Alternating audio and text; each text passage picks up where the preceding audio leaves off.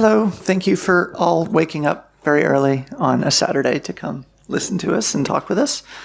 My name is Eleanor Saitta. I'm the editor for next year's Solmukohta book, and I am here speaking with Lynne Hardy, current the associate line editor for Call of Cthulhu at Chaosium. Do you use the stick mic when we don't have questions? Hello. Yes. Great. Cool. So I guess first question for the audience, how many of you are professionally or semi-professionally involved in game production? One? Okay, cool. So we're not just speaking to an in-house, an in-house audience. Great. So why don't we start by talking about kind of what the production process is, because I think it's something which is fairly opaque if you're not inside the community. So what happens normally with a book is that an author will contact you with an idea, and then you will work with that author to develop their pitch. That will then be put to the company's management to see whether that's a viable idea. And if it's accepted, you will then work with that author to get them to produce that book. Sometimes you will actually have a book that you want to do, and you will approach authors yourself that you think would be a good fit for that book. But it's usually one or the other. You let the author loose. Hopefully they will then deliver a manuscript on time or somewhere near. They won't disappear off the face of the earth, which can occasionally happen. And then you will receive that manuscript. Depending on your relationship with the author, you may well have had discussions between times if they're having issues about how that manuscript is developing. You will then begin the editing process. Now, depending on your deadlines and your time frames, if there is extra work that needs doing, you will then send it back to the author with notes for corrections. You may not have time to do that. There may be other circumstances that prevent that. So as an editor, you may then have to fill in the gaps and smooth things out.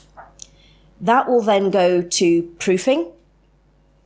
You will be doing your art briefs at that point. You're commissioning art and maps. Then that will all go to layout once you have all your art and everything together. It will then be proofed again to make sure that there's been no artifacts carried over in the layout process. And then it will go into the full pipeline for print production and release. So how does that process differ when you're working with a long-standing IP that's kind of being shepherded from within a publisher?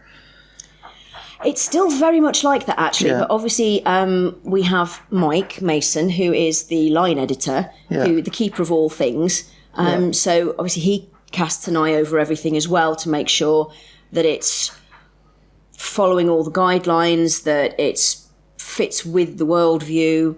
Obviously, as editor, I'm also keeping an eye on that. But, Mike is the final arbiter of that sort of thing because I'm still learning my trade in that respect. So, yes, you do have to keep an eye on it because, obviously, there's an awful lot of Cthulhu out there. Mm-hmm. An awful lot. I mean, it's been going... 1981 was when it was released. So it has been going for a very long time now. We tend to take the view that when you're dealing with big campaigns in the mythos, that they're all happening in slightly separate realities. Mm-hmm. So you can have it all there. So that gives us a little bit more leeway. Yeah. We're not definitively tied to one timeline. Yeah. Which helps tremendously. Mm-hmm. Yeah. When you look at series design, how does that work? Is it somebody has an idea for the structure of the series of things, or is it still really that kind of like a few rough ideas and then piecing together what people come in with? A bit of both, to be quite honest. Yeah. Obviously, because Call of Cthulhu is coming up for 40 years old, there are certain legacy items that people want to see in the new edition. Yep. So we have to look at bringing those up to date and bringing them out so that new audience can enjoy them. Yep. But we also don't want to be just a greatest hits company. Yeah. So we look at developing new things. Yeah. And because we're trying to encourage new players, we're looking at developing a lot of short single evening play with a lot of support for new keepers, so that we're growing our fan base and we're providing variety. Mm-hmm. So if you're doing short one evening scenarios, they don't really have to fit into any bigger vision. You can have a lot of fun with them and do different and interesting things, which hopefully we are doing. But you're also then providing this framework, this backdrop that people are familiar with and are aware of, so that they can go and do that when they're ready for it. Yeah. And with that structure, like, how far do you guys get into, like, do you have a set of designs or like, I know in other contexts you talk about, the customer journey or the user journey or whatever your euphemism is, do you have a structure that you think about when going through the books for, this is what an entry journey might look like, and you're kind of filling in missing pieces on that? Yes, you do. Because particularly, like you said, we're trying to support new keepers. Yeah. So there's certain information that you will put in there that an experienced keeper isn't going to need. So sort of tips about when to have people rolling dice, for instance. Yep. More experienced keepers will organically know when it's a good idea for that to happen. But a beginning keeper might be a little bit nervous. They might want to over-roll dice. Yeah. And not just let the story go where it needs to go, kind of thing. So we're trying to offer advice. We can't cover every base for something that players are going to do, because players, bless them, you really don't know what they're going to get up to. But you try and cover the main options, so that if someone says something that an inexperienced keeper might not be expecting, we might have given them a hint. Yeah. It's like, this is how you maybe deal with this side of things. How do you balance that between the needs of more experienced players? Is it just kind of like making sure that the information which isn't relevant for them they can easily ignore? Yes, sometimes we put things in boxes. Yeah. Boxes are your friend when it comes to that sort of thing. Yeah. So you just have your little box outs going, new keepers. Yeah. And then that's there. So experienced keepers don't necessarily need it. But then, maybe it'll be something that an experienced keeper hasn't thought about in a while. Yeah, everybody comes with a different patchwork of what experience means. So let's talk about misconceptions of the editorial process, because I know it's not a thing which is readily understood from the outside. Well, my title, my joke title when I was editing Blue Rose for Green Ronin was Benevolent Dictator in Chief, which I quite liked, actually. A lot of people think that the editing process is just a spelling and grammar check, and it's really not with a game. Yes, that's obviously a part of it, particularly when you're dealing with mythos entities, which have far too many apostrophes and double consonants and things going on in there. But a very large part of it is a technical edit. Yeah. Because you've got to make sure that the rules are right. Yeah. You've got to make sure that the skills that are mentioned are the right skills for the job that they're supposed to be doing. Yeah. So there's this huge technical element that people don't always think about. So you've constantly got to be thinking about that. Is this the right rule for the job? Is this the right skill for the job? Is there a better one? Have they missed something? Is there a better way to handle this that we haven't covered in the core rules? Because this is an unusual situation. Do we need to add something in to help support that so that it makes sense? How do you balance the new rules? That new rule case is interesting when you've got an existing rule body. How do you kind of balance that? Do you track it?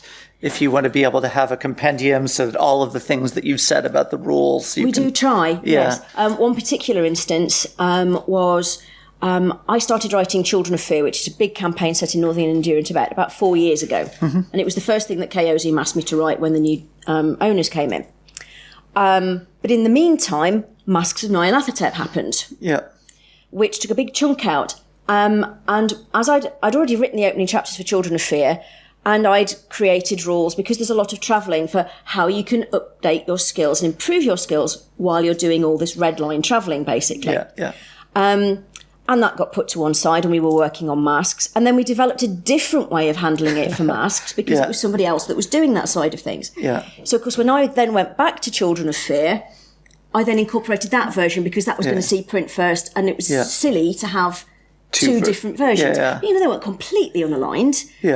But they had to be consistent. And also because there's, like you said, Mike, keeper of all knowledge, and now me, we can keep an eye on that thing. And we do have a very good repository. We do have very good playtesters who also are incredibly knowledgeable, who can go, hang on, but you did it this way in this book. How do you actually track that from a practical sense? Like, is there a spreadsheet of like every actually, rule not as far snippet? as I know, anyway, no. Yeah. It's more communal memory. Yeah. It's really. This is a particular point of interest to me, is how do you systematize systematization? But and just working on this stuff over that kind of time period is interesting. Yeah. So one of the things that has come up in the Finnish community lately is looking at how you balance commercial interest in a game versus artistic integrity in a game, especially when you're touching on more sensitive subjects. What is your take on that? I mean, there is an awful lot of commercial pressure. Yeah, of course. This is a business. Yeah. We are supposed to be making money. The funny thing about role-playing is that it's technically, or it certainly was, a hobby industry. Yeah. And an awful lot of role-playing companies are, A, tiny. Yeah. People always assume they're far larger than they actually are. There are one or two exceptions to that, obviously. Yeah.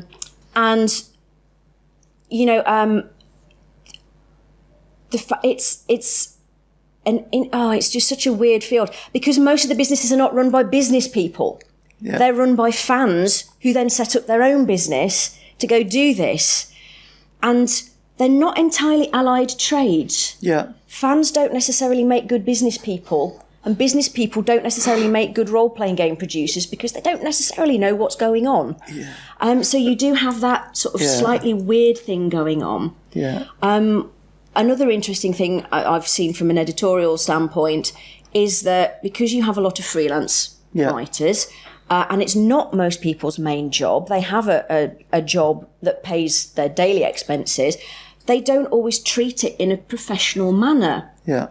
Because it's a hobby thing, it's a sideline thing for them. And they can sometimes forget that just because it's not their main job, it's other people's main job. So you still have to maintain that professional behaviour. Yeah. And it never ceases to amaze me that people sort of pull stunts in the role-playing industry as freelancers that they would never dare do in their main job. Yeah. Because it just wouldn't be tolerated.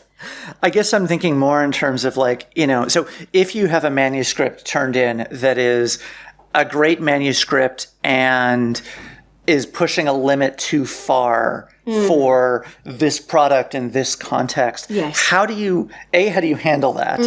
And let's say it's genuinely, this is something that is really awesome, but it doesn't fit here. What does that look like? Right. We can go to the author and say, hi, can we work together to make this something that will fit? Yeah. Hopefully it won't come to that, because we'll have worked through the pitch process to make sure that it doesn't. Yeah. But these things, they have their own life. They develop their own form as they're being written. So and sometimes it's also not the whole thing, but it's like, oh, there's this bit. Yes. We need to change this bit. Yeah. So under the ideal circumstances, we'll work with the author. Yeah. We may not be able to. Yeah. We may just have to go, no, okay, let's just do a quick rewrite on that to make sure. If it's something that's out of our area of expertise, then we will approach experts to go, is this okay? Yeah. Is this all right? Are we being overly sensitive about this? Or is this a genuine issue? Yeah. And thankfully we do have a good base of people we can go to for things like that. One of the things with Call of Cthulhu is that there are certain things that don't fit the company line, if you like. Yeah. But we have a lot of licensees who we are very happy to do things that might push the boundaries in a way that we as a company can't. Yeah. And then we've got things like the Miskatonic repository, which is the self-publishing side of things. Yeah. So again, things that might not necessarily fit with us, they can then go to that. Yeah. So there are avenues for that stuff to get out there that take some of the pressure off us to a certain extent. Yeah. Now, I know the history of the mythos is complicated in current social terms. How do you guys navigate that? I will do an aside. This is me speaking about my impression, is that Lovecraft was just massively racist and colonialist. I don't want to put words in your mouth, but and this is deeply woven into the fiction. Like, this was basically his fear fantasy about the other. How do you approach that? Well, you have to acknowledge it Yeah. for a start. Yeah. You can't pretend it wasn't there. Yeah. I know a lot of people attempt to justify it by going, "Oh, but he was just of his time." It's like, no, he was extreme even for his time. Yeah. And also, we're still bringing this into the present. Like it's not 1909 when we're publishing Yield, Call of Cthulhu. Precisely. So you have to acknowledge it. You can't pretend it didn't happen because it did, and it's there for everyone to see. But that doesn't mean we have to use those elements. Yeah. You acknowledge them. People who want to do the whole historically accurate thing, you make sure the information is there. But, a lot of our players actually have to deal with these issues on a daily basis, and they don't want that in their game, Yeah. So, if it's not for your game and you don't want to be truly historically accurate, don't be historically accurate. Remove those elements. Remove the sexism. Remove the racism. Acknowledge their existence, but don't make that the core of your game. Yeah. Because that's not going to be fun for people. Yeah. Do you end up doing work to bring in other historical contexts? Because, of course, there's one normative understanding, but there's a lot of, history is much more complicated than that. And this is it. And it's interesting with it being the 20s, and it's something that I've mentioned a few times this weekend already, is the fact that people forget. Certainly in Western Europe and the States, there were more women in the 1920s than there were men because, of course, you'd lost an entire generation in World War I. Yeah, yeah. And that's not always something that you see reflected. Yeah. Is that something that you have to bring to authors more? Sometimes, because, of course, it has been a male-dominated industry for a very long time. And people genuinely, a lot of the time, just don't realise that they're playing into that previous setup. Yeah. But it's something that we are working towards to have much greater representation. Yeah. And it's something that we do ask and we do expect now. Because, this is a game that is based in the real world. Yeah. And it should reflect that. Yeah. And reflect what our understanding of the real world is and was. Yes. Not precisely. Necessarily, again, a period understanding of which bits mattered. Yeah. How do you handle settings and material written in non-Western contexts? Well, I love those because they're really interesting. Yeah. But again, it's a case of we make sure that the people handling them have done their research. Yeah. And then we will try and find experts to check to make sure that we haven't done anything stupid that we haven't realised that we've done. I mean, with Children of Fear, there's an awful lot of stuff in there about Tantric Buddhism. Yeah. And that's a real world religion. So I don't want to offend anybody by making assumptions, doing something stupid.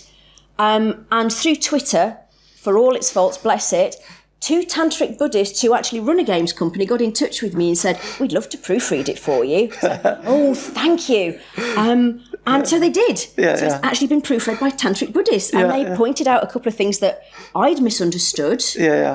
Which was a fascinating editorial process, kind of going through that and working with them to make sure that that was right. So that's something that we really do try to do because we're not experts on everything. And you really should go to people who are, if you have that access, to make sure that you're producing the best thing that you can. Yeah. Going back to the kind of commercial pressures side, we talked a little bit before about the ways where the industry is changing. How is that coming through as a different set of pressures on you? Well, Kickstarter, which we were only going to do briefly because as we talked about earlier, that is a convention in itself. Kickstarter has affected a lot of things. Yeah.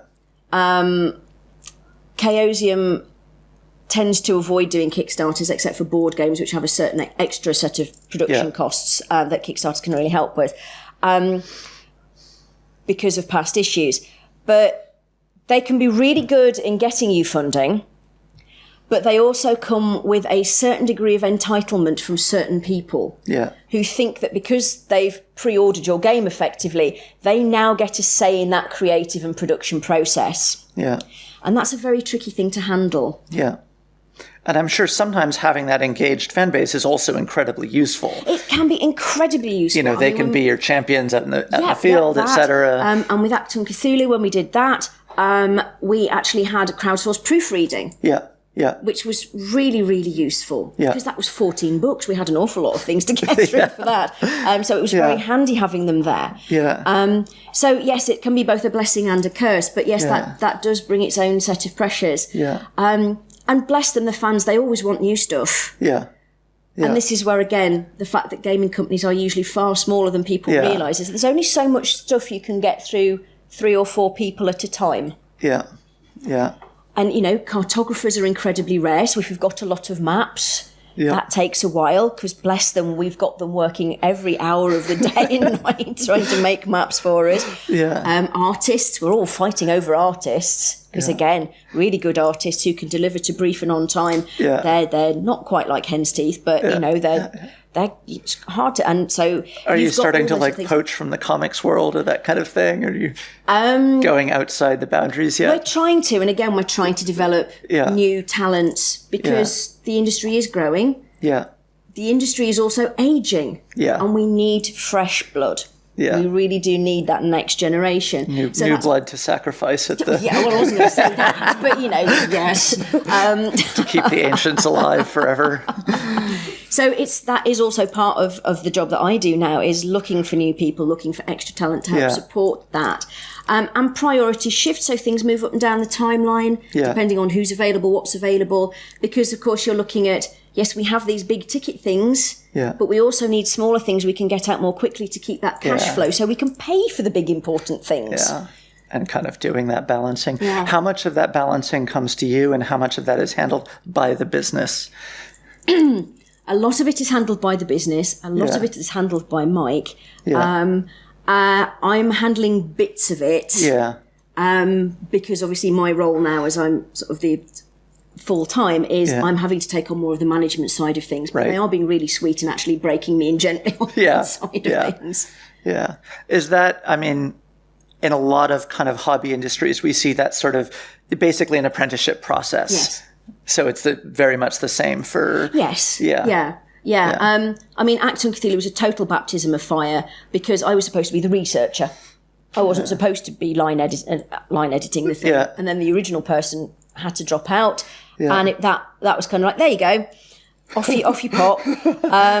But thankfully, most of the writers had been lined up and I didn't have to worry about the financial side of things. So you got the very easy version. I got the easier version, yes. But thankfully, having been a trained research scientist, I had that project management experience from there. So it wasn't a total disaster. Yeah. How common in the industry is that kind of experience? It feels like possibly not as common along with the business side. Yeah. The really odd thing was at Modiphius in the very early days, that the core team that I had on Acton was me, Dave Bluer, who was doing the Savage Worlds conversions, Michał Cross, who was layout and design, and Dim Martin, who was the artist. Now, Dim was a trained pharmacist. Michał was also a trained molecular biologist and had worked in intensive care units and done all sorts of different things. And then there was me, PhD in human molecular genetics. Yeah. So that was a really unusual, heavily scientifically based team. But you tend to find that people come from all walks of life into it. So there is a really varied skill set. And it's one of those wonderful transferable skills moments. Even if, you don't have a degree in English or drama or whatever, there will be, hopefully, project management skills that will come along. Not always the case. But, you live in hope. Yeah. So that mention of a very scientific team is interesting to me. How did that end up shaping what you came out with? We had to be careful, actually, because you don't want to make things too scientific. Yeah. Because the whole point is gaming books are not A, travel manuals, or B, scientific textbooks or history textbooks. Yeah. So you do have to be careful that you always have in your mind, though this needs to be fun and usable for the keeper and the players. Yeah. But it does mean that it was more on a process side of things. Right, okay. Really. Yeah. Because we all were aware, used to the scientific method and planning experiments and things. Yeah. It was very sort of process orientated in that respect, which was really handy, to be honest. And it also meant as well that when we did get people who tried to go a little bit too sciencey and put too much explanation, and we could go, no, you need to dial that back because that's not helpful. It's good that you know it, because then things are consistent and it will then read believably. But dial back the detail. Do you have a rubric for, other than just kind of like what feels right in this instance, for like how much of that is useful? Like what makes something playable? What makes a fact playable? That's kind of very much a gut instinct, to be honest. I mean, one of the things you really do have to be careful of is making sure that, people put a lot of work into these projects. And they want people to know that they've put a lot of work into these projects. But again, it doesn't necessarily mean that it's useful in game. So you have to think about that very carefully. But quite often it's a case of, is this ever going to be something that the players will see, need, or use? And if it isn't, then yes, it's really nice, but it doesn't need to be there. In the LARP context, I've spent a while thinking about kind of what are the structure of metaphysics that make something playable. And a lot of it does come down to that, like, does this help me shape my evaluation of the world? Like, does this give me something where, okay, now I can kind of make an in-character evaluation of how reality should work. So it feels like there's kind of a baseline of that, especially if you want to get away from purely, there is a monster, I have a set of rules and some dice. And to get, to kind of have the players have an ability to have a character running in their head, and the keeper also, the ability to have a world running in their head. And that's an interesting thing, again, with going back to Children of Fear, because it's set in a place that a lot of Western players won't necessarily know a lot about. We've had to include little extra player handouts. So this is what your character would know about this place at this point in time. I actually got to write "Here be dragons" in one of them because there wasn't very much known about it in the West. If you're playing a Western character, this is what you would know. Nothing really. Or if you're playing a local character, then obviously you're going to have a great deal more information.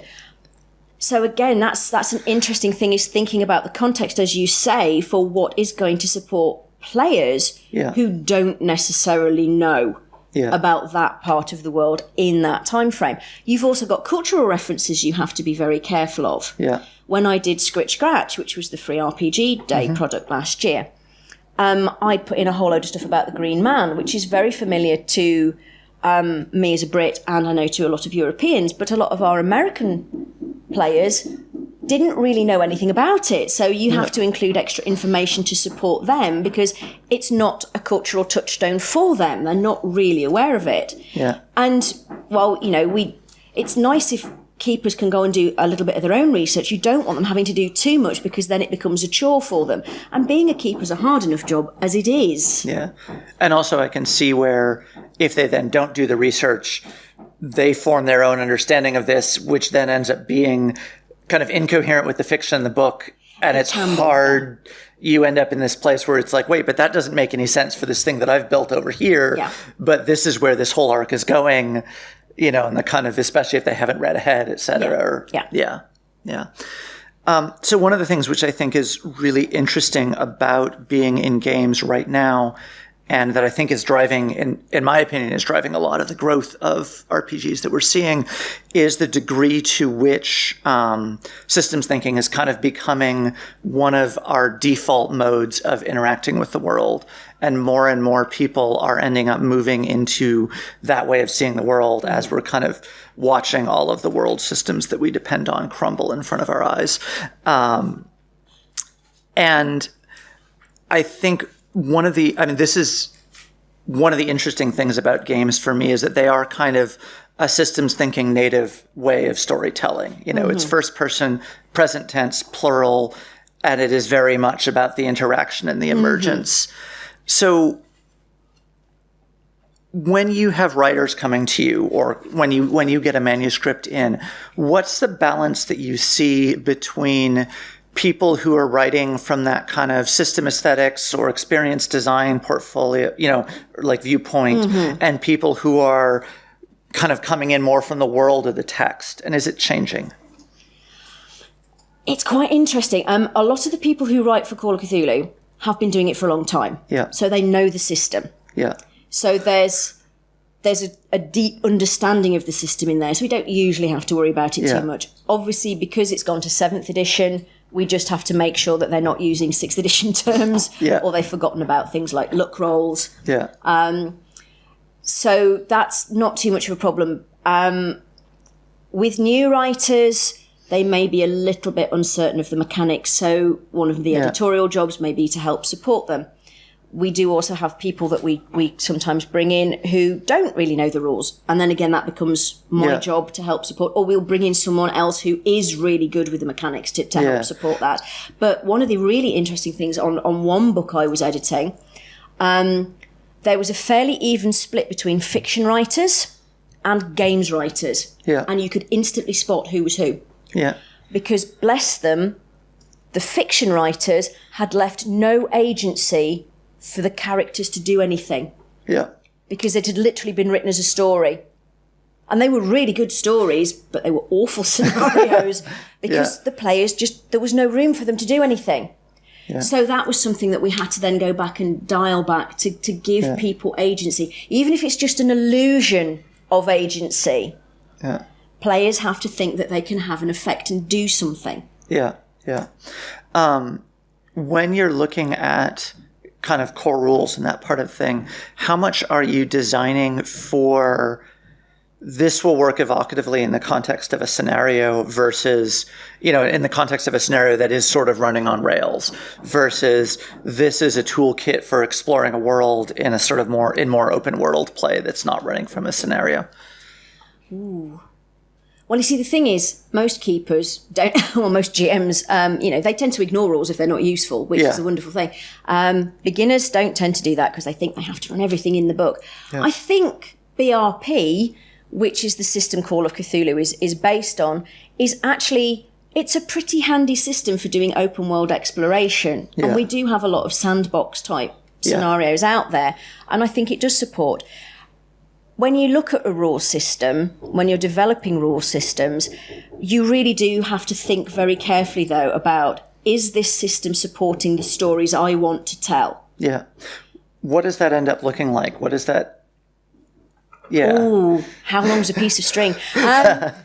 It's, again, there's a certain degree of gut instinct about that. Sure. If you want to tell a fast-paced, very interactive, player-based story, then you need a light, fast, simple, easy-to-understand game mechanic. If you want simulation, very realistic, then you need a well-structured, well-thought-out, well-balanced system that's going to be simulationist and representative. Yeah. So it's I don't know if this is a phrase that will translate, but at home it's the horses for courses. So you need to make sure that you marry the two together. Yeah. And quite often designers will have this thing where they have a system and they will try and shoehorn it in to a game even though it's not the right system for that game. And it can be very hard to convince them that, no, you need to go away and think about this again. Yeah. Because this is a good system, just not for that. Yeah. Are you seeing shifts in kind of what players and groups want as far as sort of the degree to, like the sort of off-the-cuff narrative of role-playing as a hobby is, well, it started at wargaming and it started with rulers and, eighths of an inches and all of the rest of it. And now it's kind of become looser and looser over time. Is that something that you see reflected in player feedback where they want kind of fewer rules in a looser system? Depending on what game I'm working on, yes. The joy of this industry is that there is something out there for everyone. Yeah. Finding it can be a bit tricky. Yeah. Because there is a lot of stuff out there now. And it's like print on demand and indie gaming and self-publishing has been wonderful for that. Because we're getting greater cross-pollination between the strands of gaming, you're starting to see elements from live role-playing coming in, feeding ideas for how you would run tabletops, how you interact in tabletops. You're also seeing some of that, I think, going the other way, but possibly not to such an extent. And again, I think it's wonderful to see that development and the fact that you have everything from let's just toss a coin to see if it works. Let's play rock, paper, scissors to see if it works. Yeah. Not on a bouncy castle necessarily, although I am looking forward to that later. To the real sort of like, here's a skill for this, here's a skill for that, here's, real-time sort of simulationist type things. Yeah. And everything in between. Yeah. But are you seeing shifts even within existing properties? Well, we did with Call of Cthulhu. Mike and Paul, who did 7th edition, were looking at making it easy to access, faster to play, more approachable for new people. Yeah. So certain things like the dreaded resistance table went. Yeah. Is that because you're just for growth, or also the player base is changing in terms of? I think it was a lot of both. Yeah. To be honest,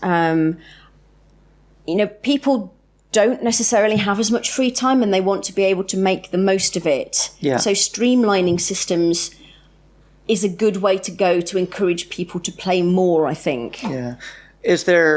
How do you decide what's enough? There's this kind of like the crunch versus the story. How do you decide what's enough crunch? Playtesting a lot of the time. Yeah. Getting it out there into people's hands, having them test it to see to make Is sure that one it of the does. things that you're looking for in feedback? Yes, we do. I mean, we do a lot of playtesting. Yeah. Because just because it looks good on a page does not mean it is going to work in the real world. Yeah. What you think you've written generally is not what you've actually written, which is why editors are really useful, because you fill in gaps. And it's great you playtesting your own stuff, but again, you will fill in gaps. Yeah.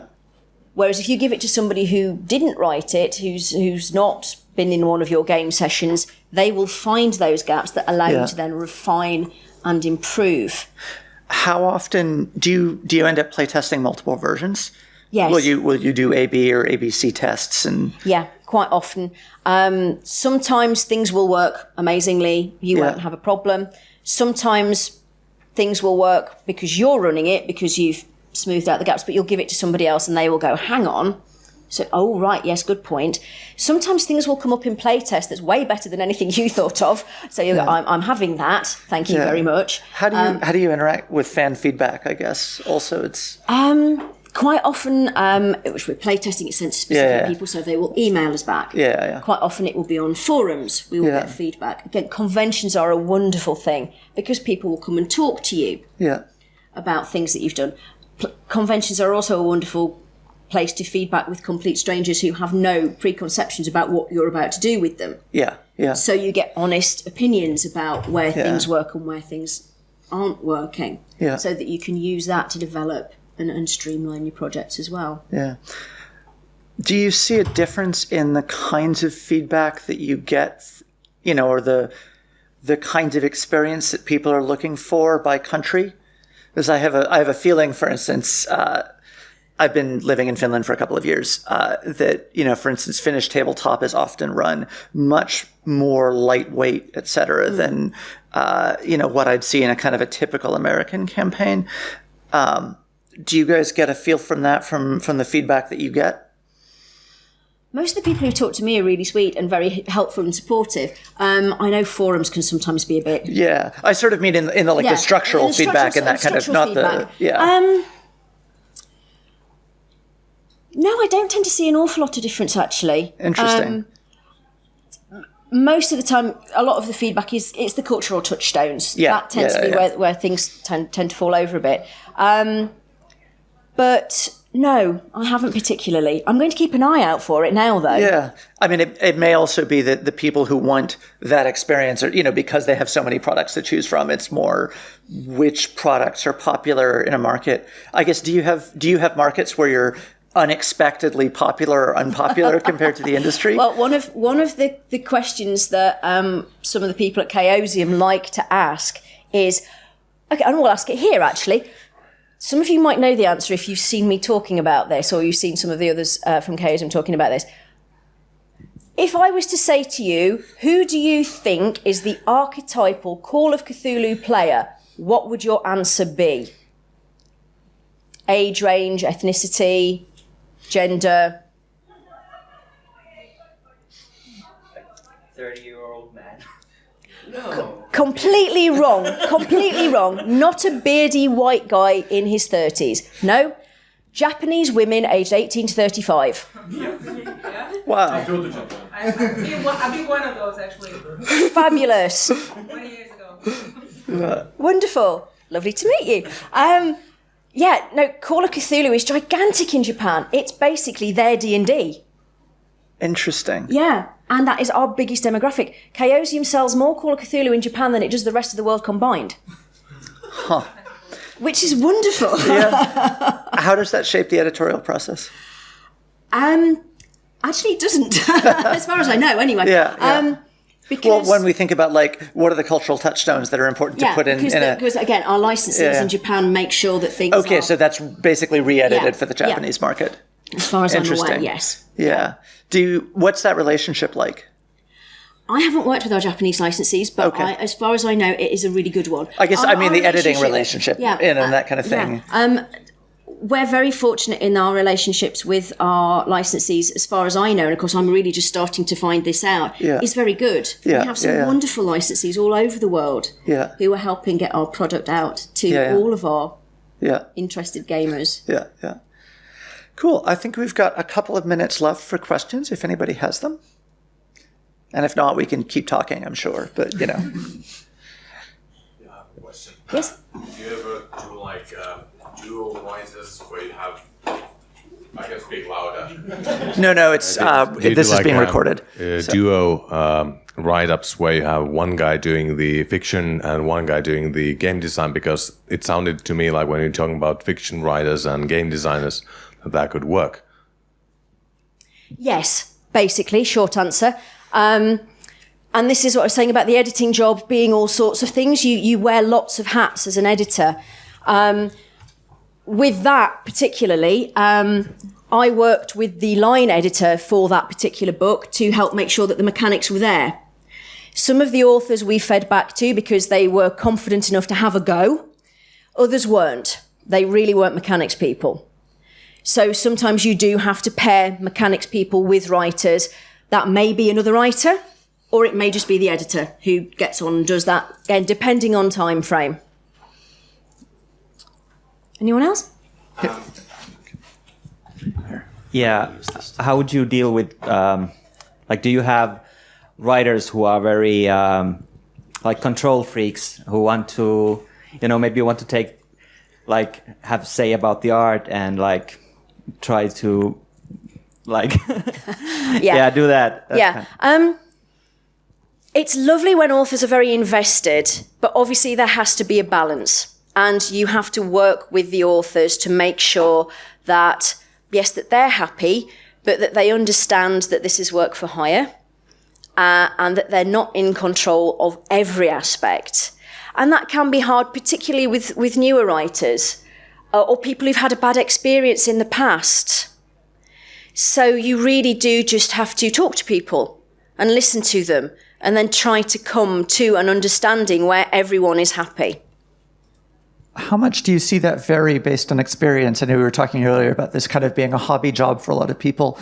Is that necessarily just folks who are newer to the profession, or is there more of a distribution than that? There's a bit more of a distribution. There are some people who have gigantic egos, who think that the editor is their enemy and that you're out to ruin their creative vision. That can be tricky. The one thing to remember is that an editor is your friend. We are there to try and make you look really good. We want you to look really good, because if you look good, then we look good. Oh, and I'm getting the 1 minute sign. Do we have one last question? All right. Well, thank you very much. It's been a lovely conversation. Thank you. Thank you for coming.